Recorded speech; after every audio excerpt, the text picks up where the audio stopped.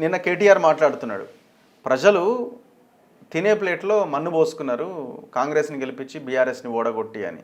మేము డైరీలు రాస్తున్నాం అందరి అధికారుల పేర్లు, సో ఒక్కొక్కరిది అధికారంలోకి రాగానే లెక్కలు తీస్తామని. సో తినే అంటే మంచిగా వీళ్ళు పంచభక్ష పరమాన్నాలు ప్రజల ప్లేట్లో పడితే ప్రజలే గిదేంద్ర నాకు అని చెప్పి మన్ను పోసుకున్నారా? ప్రజలే తప్పు చేసినట్టు కదా. నేను ఒక దీనిలా అంటే ఆయన మాట అన్నాడు కాబట్టి నేను నాకు కూడా బాధతో చెప్తున్నాను. కేసీఆర్ కుటుంబము అమరులు చచ్చిపోయినటువంటి పిండా కూడా ఏడేస్తాం మనం. అవి తిని బతికిండ్రు వీళ్ళు. శవాల మీద ప్యాలాలు ఏరుకొని పెంకాసులు ఏరుకొని అనుకుంటూ ఉంటాడు కదా, పైసలు చిల్లర పైసలు వేస్తే అట్లా వాళ్ళ త్యాగాల పునాదుల మీద ఆ చిల్లర పైసలు ఏరుకొని ఇలా వాళ్ళు ఎంత సంపాదించినదంతా ఆ త్యాగాల పునాదుల భిక్షనే వాళ్ళు ఇలా వచ్చక్కడ కూర్చొని తలకు మొత్తం అహంకారం నెత్తికెక్కి ఇలా ప్రజలను నువ్వు తిన్న ప్లేట్లల్లో నువ్వు మన్ను పోసుకున్నానంటవా? ఎవరికి ఉద్యోగాలు ఇచ్చినావు? ఆయన ఏ కుటుంబాలను ఐడెంటిఫై చేసినావు? నువ్వు చేసిన ప్రామిసెస్ ఏంటి?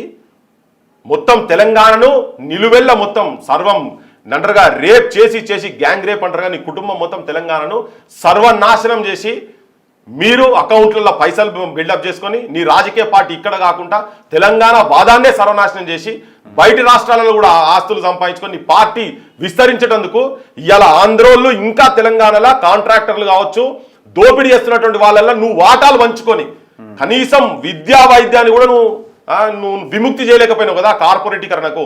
ఉల్టా బుద్ధి లేకుండా సిగ్గు లేకుండా మీరందరూ కలిసి మళ్ళీ కార్పొరేట్ హాస్పిటల్ ఏ ముఖ్యమంత్రి ఇనాగ్రేట్ చేస్తాడు? వాళ్ళకు వాటాలు ఉంటాయి, యశోదాలకి అన్నిట్లలో వాటాలు ఉంటాయి. ఇవాళ ప్రజలు వాళ్ళ కనీసం వాళ్ళ హక్కులు చెప్పుకుంటందుకు కూడా చెప్పలేని స్థితిలో ఉన్నటువంటి సిచ్యువేషన్లో జనం రియలైజ్ అయ్యి మాట్లాడే జర్నలిస్టులను కాడికెళ్ళి కదా నిన్ను లోపటేసేది మా బోటల మీద. అసలు వాళ్ళ దుర్మార్గం ఇంత అంత కాదు కదా, మనుషులను గుద్దించి చంపిరు కదా అబ్బా వీళ్ళు. డైరెక్ట్ వెహికల్లతో ఇసుకలార్లతో గుద్దించి చంపినావు కదా. నువ్వు వస్తే ఒక దొర వస్తున్నట్టుగా నువ్వు చేసినావు కదా.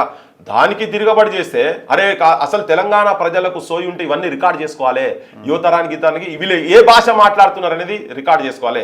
నీకు చిప్పకుడు రేవంత్ రెడ్డి నీకుతో ములాఖాత్ అయింది కాబట్టి నీకు చిప్పకుడు దొరకలేదు. దొరికేది ఉంటే నీకు ఈ భాష మాట్లాడే పరిస్థితి ఉండకపోవు. నీకు నీ ప్లేట్లలో రాళ్ళు గిల్లని మాట్లాడుతున్నావు కదా దుర్మార్గంగా. అసలు ఎవరే అసలు నీ కుటుంబం పిల్లవడం తెలంగాణ త్యాగం చేసిండా? నువ్వు చేసిన త్యాగం నీ అయ్య చేసిందేంది, నువ్వు చేసిందేంది, నీ చెల్లె చేసిందేంది? కుప్ప మీద వచ్చి కూస్తున్నాడు నీ బావో బామ్మారితో మీ కుటుంబం అంతా చేసింది ఏంటిది అసలు? మీకు అసలు తెలంగాణ ఉద్యమాన్ని వాడుకున్నారు మీరు, అంతే తప్ప ఇవాళ ప్రజలను అవమానపరిచేటట్టుగా గంత ఘోరమైన మాట మాట్లాడతావా? నువ్వైనా పెడుతున్నావా? ఇది ఫస్ట్ గతంలో కూడా మాట్లాడితే అహంకారము నెత్తికెక్కింది. అహంకారం అనేది ఒక పిచ్చి నెత్తికెక్కింది. కేటీఆర్ అంటే ఆయనకు అహంకారం అనేది ఒక పిచ్చి నెత్తికెక్కింది. ఈయన సంపాదిస్తే తింటురా జనం? ఎవరు కష్టం వాడు చేస్తుండు భయ్. చదువుకున్నాడు ఇలా పిహెచ్డీలు పీజీలు చేసినాడు రోడ్ల మీద కూలి పని చేసుకుంటారు అంటే నువ్వు చేపట్టే. నువ్వు వాళ్ళ ప్లేట్లలో మన్ను పోసింది నువ్వు.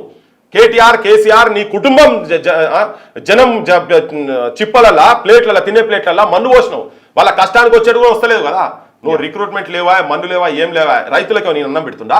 వాళ్ళు కష్టం చేస్తేనే కదా వచ్చేది. వాడు చదువుకొని పీజీలు చేసినాడు రోడ్ల మీద కూరగాయలు అమ్ముకుంటుండు భయ్. వాళ్ళని కష్టంతో తింటున్నారు, వాళ్ళందరూ వాళ్ళ కష్టంతో తింటున్నారు. వాళ్ళకి రావాల్సిన హక్కులు రానియాలి కదా. ఇంటికో ఉద్యోగం అని చెప్పినావు, ఎవరికి ఇచ్చినావు? కాంట్రాక్ట్లు ఎవరికి పోయినాయి? మొత్తం ఆంధ్ర సెటిలర్స్కే కదా నువ్వు చేసింది. ఏ తెలంగాణకి ఇచ్చినావు నువ్వు?